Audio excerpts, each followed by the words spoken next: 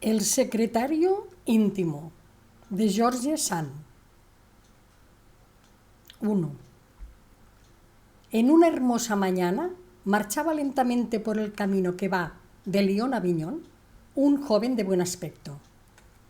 Se llamaba Louis de Saint-Julien y llevaba de derecho el título de conde, pues era de una de las mejores familias de la provincia. Sin embargo, iba a pie con un pequeño saco a la espalda. Su traje era más que modesto y sus pies se hinchaban de hora en hora metidos en sus empolvadas polainas de cuero.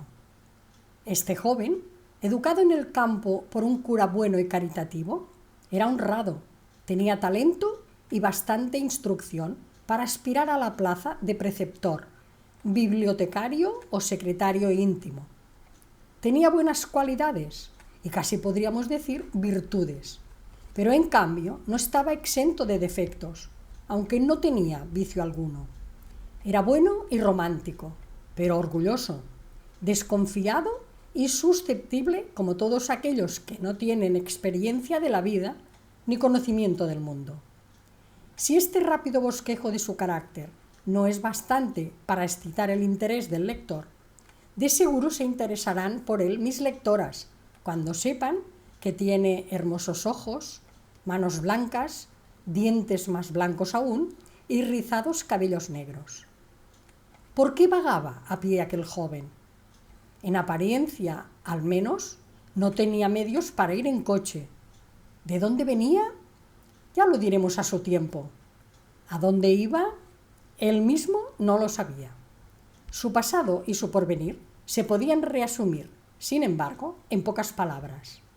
Venía del país de la realidad e iba a lanzarse a la aventura al alegre país de las quimeras.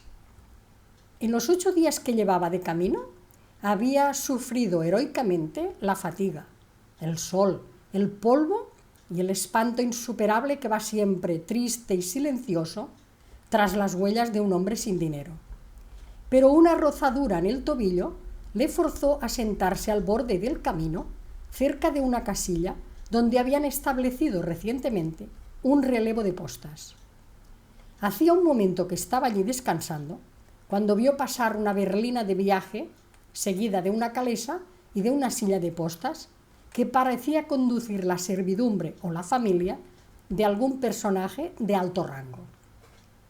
Ocurriósele a Julián montar en la trasera de uno de aquellos carruajes, pero apenas se subió cuando el postillón, echando de través una mirada ejercitada en esta clase de observación, vio la silueta del delincuente que corría con la sombra del carruaje sobre el blanco polvo del camino.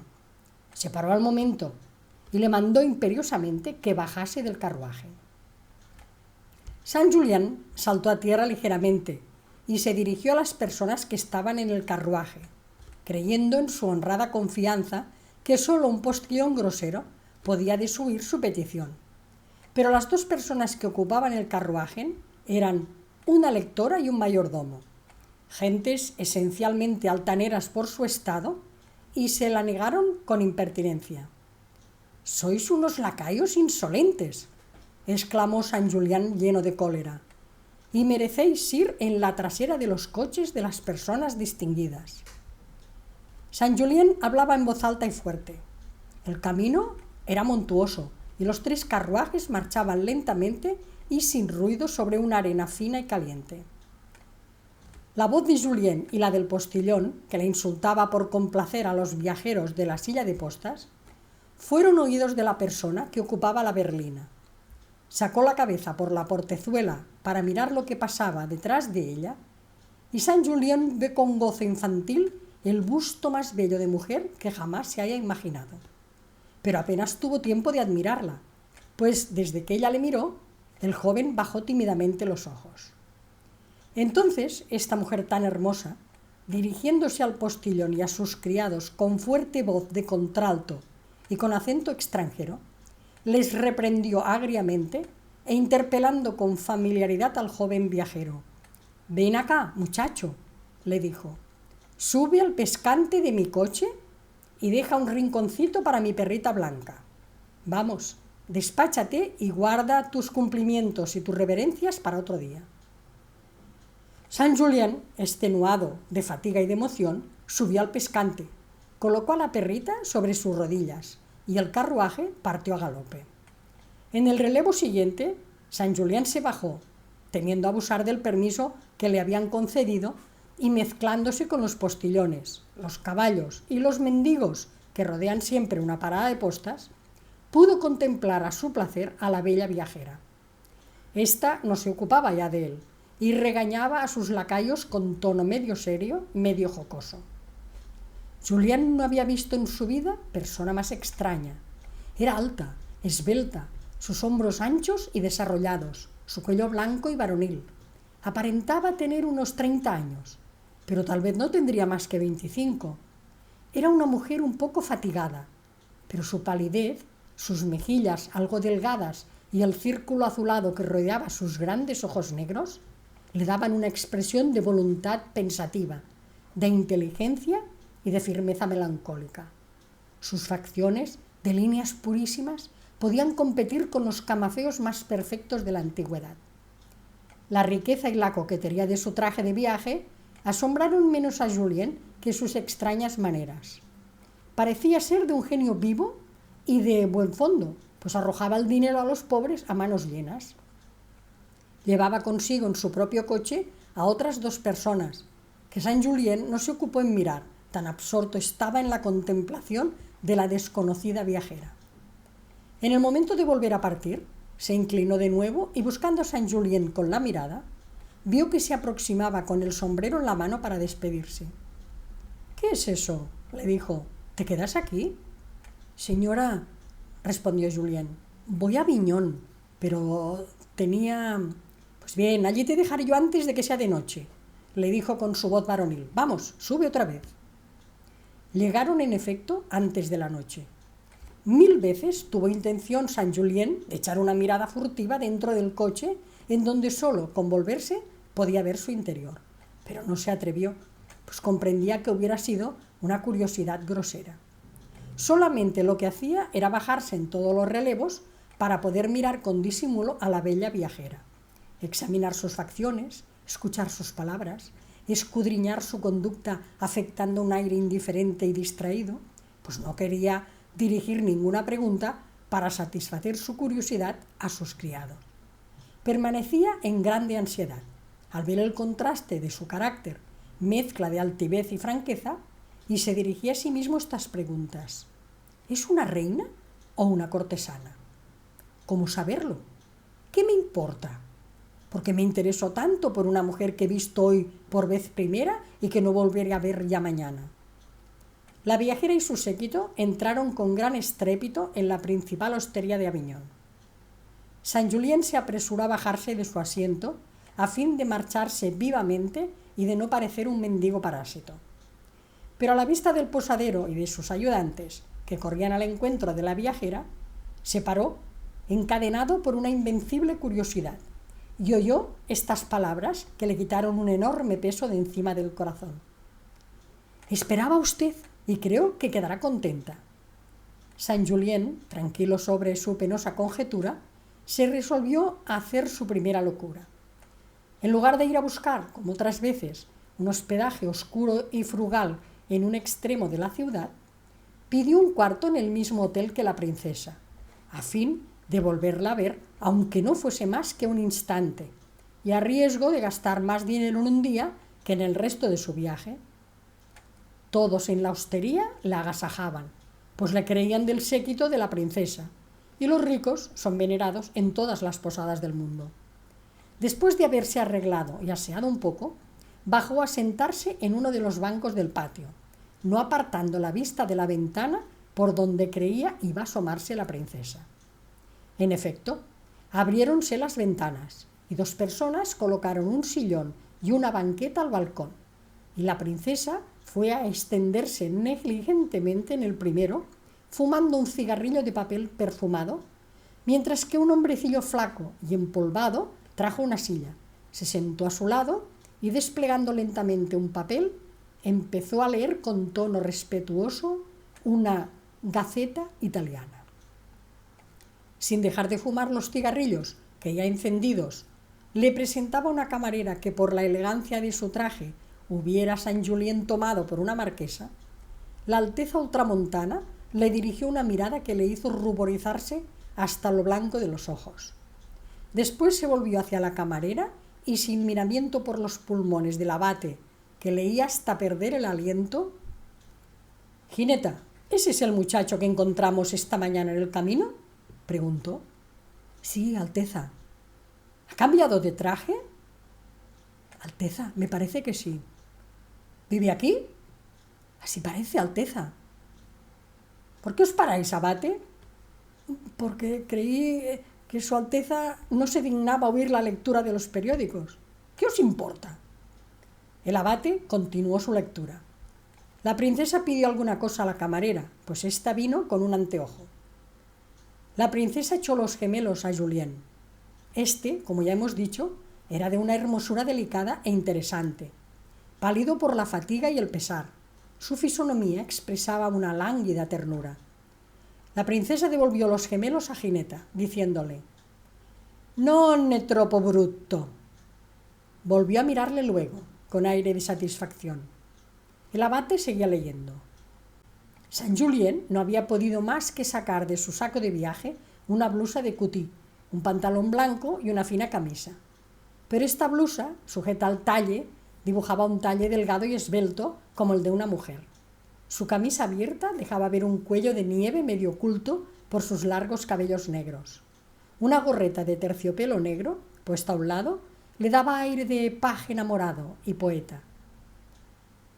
«Ahora que no está cubierto de polvo», dijo Gineta, «parece una persona decente». Dijo la princesa dejando caer su cigarrillo sobre el periódico que leía el abate, que se incendió vivamente. «Debe ser algún pobre estudiante». San Julien no oía lo que decían las dos mujeres, pero vio que se ocupaban de él, pues no trataban de ocultarlo, y su vanidad se ofendió al ver de qué modo le trataban como si no fuese hombre y como si no fuera posible comprometerse con respecto a él. Para evitar aquella impertinente investigación, entró en la sala de los viajeros e iba ya a sentarse a comer, cuando sintió que le tocaban en el hombro y, volviéndose bruscamente, vio a su lado al pobre y flaco personaje que estaba hacía un momento en el balcón. El abate le llevó a un rincón y, después de muchas ceremoniosas reverencias, le preguntó si quería cenar con su Alteza Serenísima, la princesa de Cavalcanti. San Julien se quedó estupefacto al principio, mas luego creyó que era una burla irónica y de mal género, y armándose de toda su sangre fría, respondió: «Ciertamente, señor, cuando ella misma me haga el honor de invitarme». «Caballero», replicó el abate inclinándose hasta el suelo, «cumplo mi cometido y...». «Oh, no, no me basta», replicó San Julien, creyéndose siempre burlado por la princesa. «Entre las personas de nuestro rango, la señora princesa Cavalcanti sabe bien que no se emplea un abate como embajador. Yo quiero tratar con una persona más importante que vuestra señoría, o recibir una carta firmada por la ilustre mano de su Alteza». El abate no hizo la menor objeción a tan singular pretensión.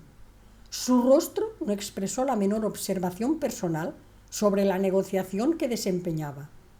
Saludó profundamente a San Julien y se separó de él diciéndole que iba a llevar su respuesta a la princesa. San Julien volvió a sentarse a la mesa, convencido de que acababa de destruir una mistificación. Tenía tan poco conocimiento de lo que era el mundo que sus sorpresas no eran de larga duración.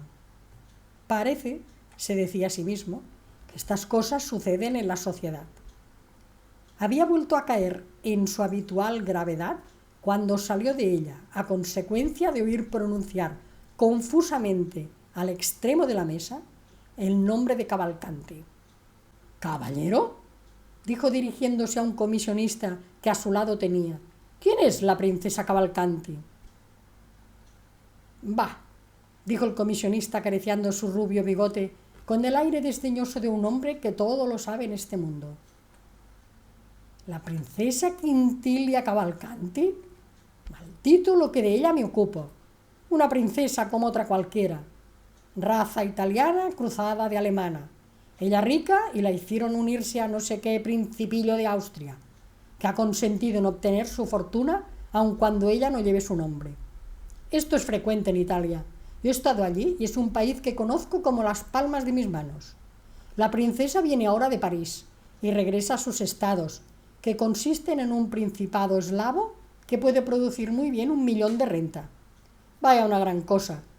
Nosotros tenemos en el comercio fortunas más considerables, aun cuando meten menos ruido. ¿Cuál es el carácter de esa princesa Cavalcanti? ¿Su carácter?, dijo el comisionista con despreciativa ironía. ¿Qué diablos le importa a usted de su carácter? Saint Julien se disponía a contestar cuando el dueño de la hospedería, tocándole en el hombro, le invitó a seguirle. «Caballero», le dijo con aire consternado, «entre usted y su Alteza la señora princesa Cavalcanti pasan cosas bien extraordinarias». «¿Cómo? ¿Qué dice usted?» «Digo, caballero, que su Alteza ha invitado a usted a cenar con ella y que usted ha rehusado. Así ha sido usted la causa de que ese excelente abate Escipión haya sido severamente reprendido. La princesa no quiere creer que él haya desempeñado convenientemente su comisión y le echa la culpa del ultraje recibido. Por último, su Alteza me ha mandado que le pida a usted una explicación de su conducta». «Esto es demasiado», exclamó Julien. «¿Con qué esa dama quiere burlarse de mí y no debo evitarlo?» «La señora princesa es muy absoluta», dijo el hostalero a media voz, «pero...» «La señora princesa de Cavalcanti puede ser todo lo absoluta que quiera», respondió Julien, «pero no está aquí en sus estados y no conozco ninguna ley francesa que la conceda el derecho de obligarme a cenar con ella contra mi voluntad». «Por el amor de Dios, caballero, no lo tome usted así. Si la señora princesa recibiera un insulto en mi casa, sería capaz de no volver a ella. Una princesa que pasa por aquí todos los años y que en los 2 días que se detiene en mi casa hace 500 francos de gasto... Caballero, por Dios se lo pido, vaya usted a cenar con ella. La cena será completa. Está hecha por mi propia mano.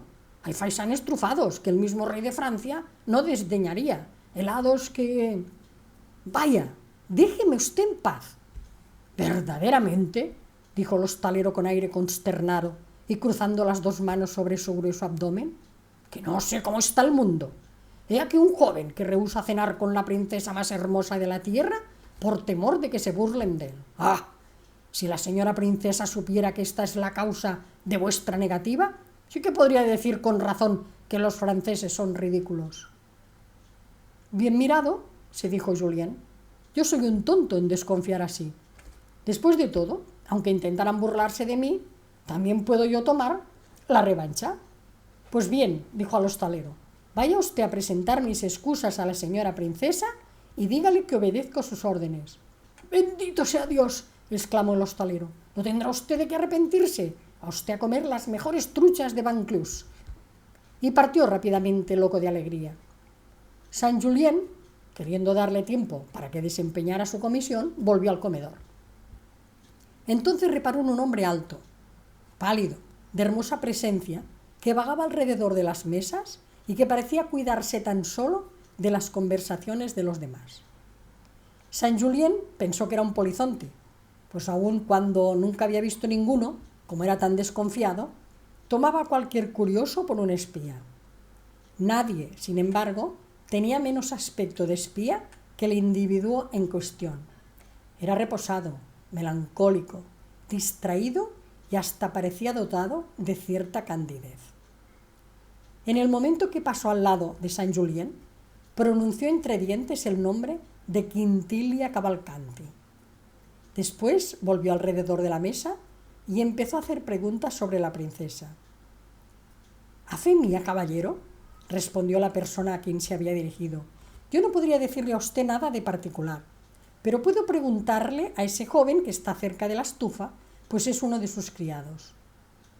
Profundo rubor cubrió el rostro de Saint Julien, que volviéndose bruscamente se dispuso a salir del comedor.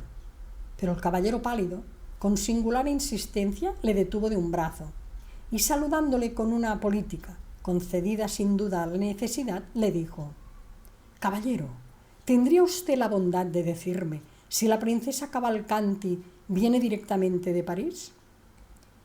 Lo ignoro por completo, caballero, respondió secamente Saint-Julien, pues ni siquiera la conozco. Caballero, pido a usted 1000 perdones, pero me habían dicho... Saint-Julien se separó de él, saludándole bruscamente. El viajero pálido volvió junto a la mesa. El comisionista, que como todos los de su clase era un solemne bromista, creyó llegada la ocasión de hacer una de las suyas. Demasiado sabía él que Saint-Julien no conocía a la princesa, toda vez que era a él a quien le había dirigido aquel preguntas parecidas a las que el viajero pálido hacía sobre la princesa, pero juzgó del caso divertirse a costa de este último. «Vive Dios», le dijo, «que estoy seguro que no se ha equivocado usted. Conozco muy bien a ese muchacho. Sé la ayuda de cámara de la señora Cavalcanti». Si usted conociera el carácter de los criados italianos, sabría usted que nunca dicen nada gratis. Si usted le hubiera ofrecido un par de francos... Con efecto, pensó el viajero, a quien interesaba en extremo satisfacer su curiosidad, y sacando un luis de su bolsillo, corrió detrás de Saint-Julien. Este esperaba en el peristilo que el hostalero viniera a buscarle para conducirle a la habitación de la princesa. El viajero pálido se le acercó de nuevo, pero con más desembarazo que la primera vez, y tomando su mano, le deslizó en ella una pieza de 20 francos.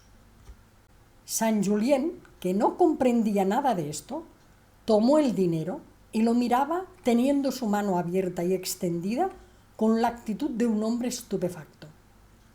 «Ahora, amigo mío, sírvase usted responderme», dijo el viajero pálido. «¿Cuánto tiempo ha permanecido en París la princesa Cavalcanti?» «¿Cómo?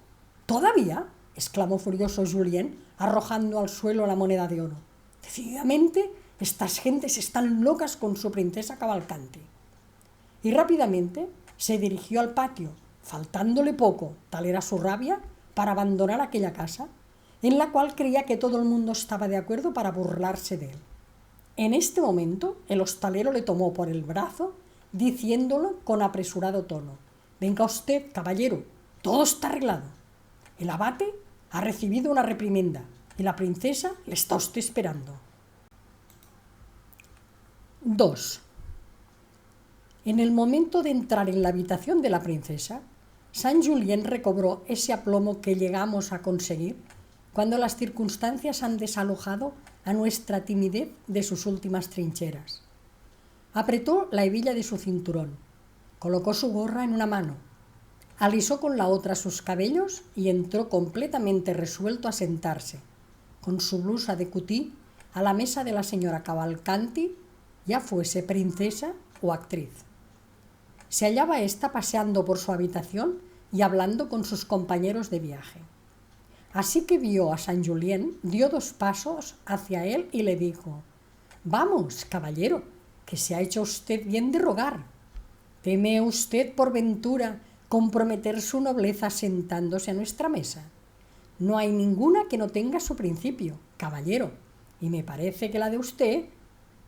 «La mía, señora», respondió Saint-Julien, interrumpiéndola sin miramiento alguno, «data del año 1107. La princesa, que estaba lejos de sospechar las prevenciones de Saint-Julien, lanzó una estrepitosa carcajada. La vivaracha jineta, que estaba arreglando unos adornos de su ama, hizo otro tanto, y el abate, al ver reír a la princesa, se rió a su vez, aunque sin saber por qué. El único personaje que no tomó parte en esta risa general fue un corpulento individuo que llevaba un traje de color de chocolate, con todo el pecho bordado de oro, enormes bigotes y aspecto de gallo de combate. Agitaba sus ojos de halcón al ver el aplomo de Saint-Julien y el buen humor de la princesa. Pero Saint-Julien, que de todo desconfiaba, le pareció ver que se cambiaban miradas de inteligencia. «Vamos a la mesa», dijo la princesa al ver humear la sopa. «En cuanto se haya calmado algún tanto nuestro apetito, suplicaremos a este caballero que nos cuente las hazañas de sus antepasados, y a fe que es bien sensible para nosotros, soberanos legítimos, que todos los franceses no tengan las ideas de éste. Así no nos vendría de Allende los Alpes menos influencia contra la seguridad de nuestra aristocracia. San Julián se puso a comer con gran aplomo, mirando con aparente desenfado a las personas que le rodeaban. Si yo me encuentro sentado a la mesa de una Alteza Serenísima, decía para sí, el honor no es tan grande como me imaginaba, porque hay aquí personas que ella ha tratado todo el día como a lacayos y que sin embargo comen con ella como yo. La princesa acostumbraba a hacer sentar a su mesa, pero solamente cuando viajaba, a sus principales servidores. Estos eran el abate, que era su secretario, la lectora, dueña silenciosa, que era la encargada de trinchar, el intendente y jineta, su favorita. Otros 2 criados de rango inferior servían a la mesa y otros 2 ayudaban al hostalero a subir los platos. Lo menos es la querida de un príncipe, pensaba San Julián, y a fe que es bastante hermosa para poderlo ser. Y seguía mirándola, aunque bastante desencantado con esta suposición. La princesa estaba bastante encantadora. Contemplada la claridad de las bujías, el color de su tez, algo bilioso durante el día, era de noche de una blancura mate admirable. A medida que avanzaba la cena, sus ojos adquirían un brillo deslumbrador. Su palabra era más breve y más incisiva, su conversación deslumbrante y espiritual. Pero, exceptuando Gineta, que como una niña mimada hablaba sin cesar, remedando bastante bien el tono y los ademanes de su señora, los demás convidados la secundaban muy mal. El abate y la lectora aprobaban con la mirada y la sonrisa cuanto decía la princesa, pero sin atreverse a abrir la boca. En cuanto al primer escudero, parecía unir a un carácter bastante áspero en aquel momento una estupidez diacrónica. La princesa parecía estar de humor a propósito para conversar, pero en vano trataba de obtener alguna palabra de aquel maniquí de bordadas costuras. San Julián se sentía con fuerzas para sostener la conversación con ella, pero no se atrevía a hacerlo. Decidióse por fin, y afrontando con valor esa mirada glacial que todos lanzamos en idénticas circunstancias sobre aquel que todavía no ha pronunciado una palabra, hizo su debut con una franca y atrevida contradicción a un aforismo burlón de la princesa. Sin reparar que disgustaba al bordado escudero, que no comprendía bien el francés, siguió hablando en esta lengua. La princesa, que la poseía perfectamente, le respondió en francés también, y durante un cuarto de hora todos los comensales escucharon su diálogo en religioso silencio. A los 20 años se pasa rápidamente del desprecio al entusiasmo, y nos sentimos tan inclinados a augurar favorablemente de las personas que siempre es exagerada la admiración que concedemos a la menor apariencia de sabiduría. San Julián, dominado por el gran talento que la princesa desplegó en la discusión, no estaba lejos de caer en tal exceso, por más que en ciertos momentos viniera a turbar su imaginación la idea de una escena hábilmente ejecutada por burlarse de él. Casi creía que aquella pequeña corte italiana no era más que una compañía de cómicos ambulantes. Y se decía: la primera dama hace el papel de esa princesa de tan precioso nombre. El ayudante de campo no es más que un tenor sin voz y sin facultades. Ese mayordomo sordo y mudo está tal vez acostumbrado al papel de estatua del comendador. La jineta es una verdadera cerlina, y en cuanto a ese abate estúpido, es sin duda algún banquero judío enganchado por la prima donna y que paga el gasto de toda esta tropa. Después de la comida, la princesa, dirigiéndose a su primer escudero, le dijo en italiano: Lucioli, id de mi parte a hacer una visita a mi amigo el mariscal M, que reside en esta ciudad. Informaos de su casa y decidle que la fatiga y la incomodidad del viaje me han impedido invitarle a comer, pero que os he encargado de expresarle mis amistosos recuerdos. Id pronto. Lucioli, aunque descontento de una misión que podía ser no más que un pretexto para alejarle, no se atrevió a replicar y salió. Enseguida el abate se presentó a preguntar a su Alteza si tenía alguna orden que darle, y habiéndole contestado negativamente, saludó y se marchó. Saint Julien, no sabiendo qué continente tomar, iba a retirarse también, pero la princesa le llamó diciéndole que le había gustado mucho su conversación y que deseaba hablar con él. Saint Julien tembló de la cabeza a los pies. Repugnábale la idea de una mujer de rango augusto entregada a la galantería. Y tal mujer le parecería cuanto más odiosa, cuanto más temible era por los encantos y los medios de seducción que la rodeaban. Miró fijamente a la princesa italiana y se mantuvo de pie cerca de la puerta en una actitud orgullosa y fría. La princesa Cavalcanti no pareció notarlo. Hizo una seña a Gineta y entregó un libro a la lectora. Enseguida la doncella reapareció con un tocador portátil de laca japonesa. Sacó de un saquito de terciopelo bordado un gran peine de concha incrustado de oro y, desatando la redecilla de seda que retenía los cabellos de su ama, se puso a peinarla lentamente y de una manera coqueta, que parecía no tener otro objeto que hacer brillar ante los ojos de Saint Julien el opulento lujo de aquella magnífica cabellera. La verdad era que tal vez no existía otra tan bella en Europa. Era de un negro intenso, sedosa, igual, luciente como el terciopelo y tan larga y profusa que caía hasta el suelo y cubría todo el cuerpo como un manto de hermosura. Saint Julien no había visto jamás nada semejante, a no ser en sus fantásticos ensueños. El peine de la doncella se sumergía en aquellas ondas de ébano, tan pronto haciendo voltear las ligeras trenzas sobre las espaldas de la princesa, como dejándolas descansar sobre su pecho, semejantes a fajas de azabache. Y luego, reuniendo todo aquel tesoro bajo el peine, le hacía brillar a la luz como un río de cristal.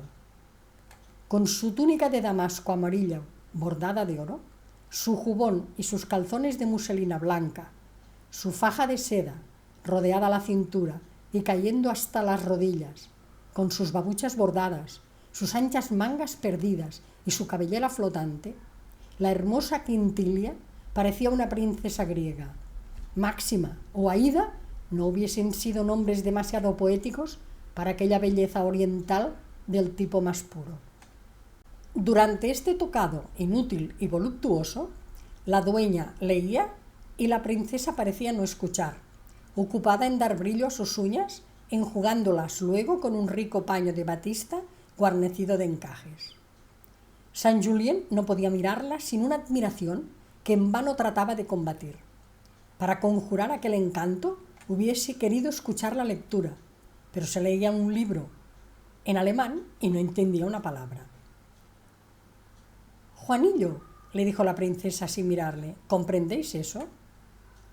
«No, señora». «Mistress White», añadió la dama, volviéndose a la lectora, «leed el texto latino». Y dirigiéndose al joven repuso, «Supongo que habréis estudiado, caballero». Luis contestó con una inclinación de cabeza y la lectora empezó el texto latino. Era una obra de metafísica alemana, muy a propósito para producir vértigos. La princesa interrumpía de tiempo en tiempo la lectura y, sin dejar sus femeniles ocupaciones de tocador, contradecía y discutía la lógica del libro con una inteligencia increíble en una mujer y recogía, con un golpe de vista tan atrevido, las sutilezas de aquel misterioso análisis que Saint Julien no sabía qué pensar.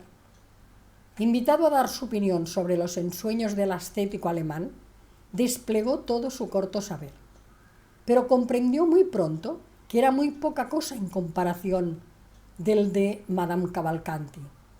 Esta lo censuró dulcemente, le combatió con benevolencia y acabó por escucharle con atención, abandonando la controversia escolástica y confiándose solamente a las luces naturales de su razón y a las inspiraciones de su conciencia. Quintilia, viéndole en buen camino, le dejaba hablar, e invenciblemente el joven se entregó a ese bienestar intelectual que se siente cuando se exponen de un modo luminoso las ideas propias. Poco a poco se alejó de la puerta, abandonando la actitud reservada que la vergüenza le había impuesto, y estaba precisamente en la más bella de todas sus argumentaciones cuando se apercibió de que se hallaba apoyado en el mismo tocador de Madame Cavalcanti, frente a frente de ella y bajo el inmediato influjo de sus bellos ojos negros. La princesa había dejado de lustrarse las uñas y rechazado el peine de jineta, y envuelta en sus cabellos había cruzado las piernas y apoyado las manos en las rodillas. En esta graciosa postura oriental le miraba con una sonrisa de angélica dulzura, unida a cierta contracción del entrecejo que denotaba un marcado interés. Saint-Julien, espantado del peligro que corría, se detuvo casi turbado en medio de una frase. Pero en vano quiso dar una expresión feroz a su mirada, que dejó brotar una llama amorosa y casta que hizo sonreír a la princesa. «Basta», dijo ésta a la lectora. «Mistress White, podéis retiraros». Luis no comprendió nada, se le iba la cabeza. Veía con temor aproximarse el momento decisivo y pensaba en el ridículo papel que iba a representar, rechazando los amores de la más bella de las mujeres. Sin embargo, juraba no servir jamás los despreciables placeres de una mujer, aunque llegase a ser el más miserable de los hombres. De pronto, la princesa le dijo con sencillez: «Buenas noches, mi querido niño. Supongo que tendréis necesidad de reposo. Yo también me estoy durmiendo. Y no es que vuestra conversación sea para dar sueño, no. Por el contrario, me ha agradado mucho y desearía prolongar el placer de este encuentro. Si vuestros proyectos de viaje concuerdan con los míos, os ofrezco un lugar en mi carruaje. Veamos, ¿a dónde vais?» «Lo ignoro, señora.